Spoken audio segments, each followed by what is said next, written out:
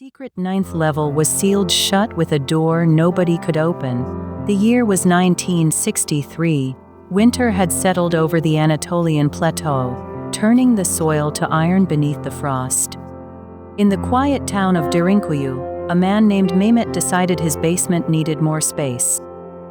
The air down there was thick with the scent of damp earth and old wood, the kind of smell that clings to places where sunlight never reaches.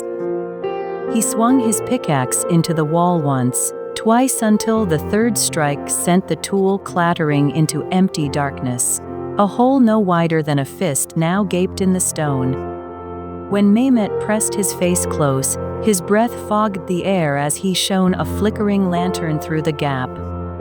What he saw made his pulse quicken: a staircase, worn smooth by centuries of footsteps, spiraling down into blackness.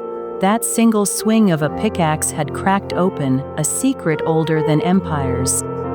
Beneath the town lay an underground city, one built not for conquest, but for survival. 20,000 people could vanish beneath their own homes, sealing themselves inside with doors so heavy they required teams of oxen to move.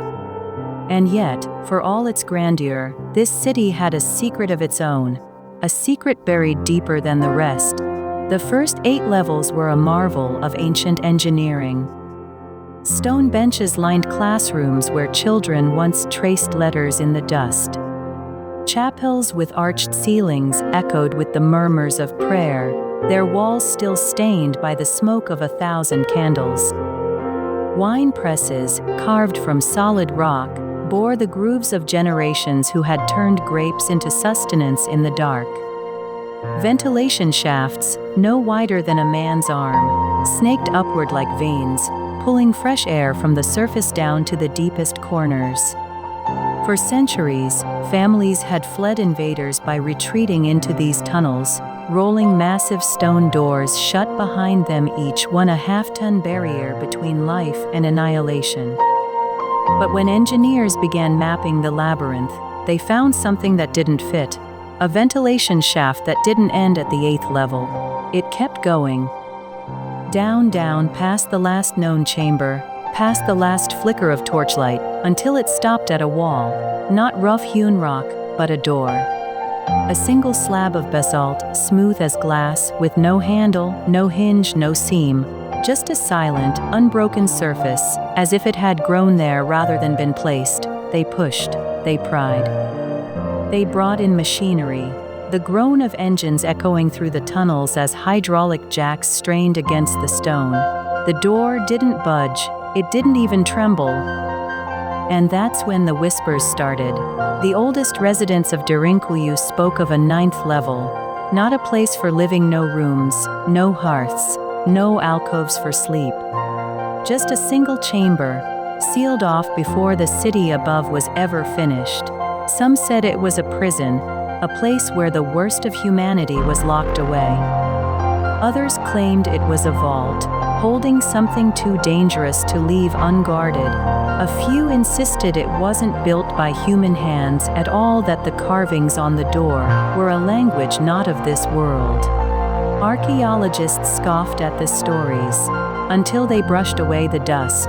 Beneath centuries of grime, the door's surface revealed symbols no one recognized.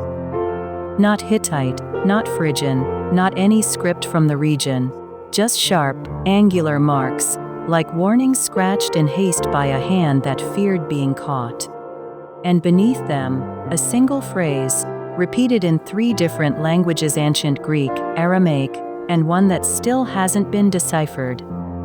The translation was simple, chilling: do not open. But the door held another secret. It wasn't just sealed, it was reinforced. Behind the basalt slab, engineers detected a second layer: metal. Not iron, not bronze, but something denser, something that defied corrosion. A metal that, according to every known record, shouldn't have existed in the region until at least 1,000 years later. So why was it here? Why build a city with a locked basement no one was meant to see? The most unsettling theory comes from the ventilation shaft itself. It wasn't just a way to breathe. It was a measurement. The shaft's depth matched the exact distance from the surface to the water table, except the water table in Derinkuyu is much higher now. When the city was built, the shaft would have ended in dry air. But if the climate shifted, if the rains returned, that ninth level would flood. Deliberately, permanently. Was it a failsafe? A way to ensure whatever was down there stayed down there, drowned beneath the weight of time, or was it something else entirely? In 2019, a ground-penetrating radar survey peeled back the layers of mystery. Beneath the door, the scans revealed anomalies, hollow spaces, not tunnels, voids. Shapes that defied logic. One looked like a perfect circle, 30 feet across, with straight lines radiating from its center like the spokes of a wheel. Another resembled a spiral staircase, descending even deeper, as if the ninth level wasn't the end, but merely another door to something beyond. The team wanted to drill. The Turkish government refused. Officially, it's for preservation. Unofficially, some doors aren't meant to be opened.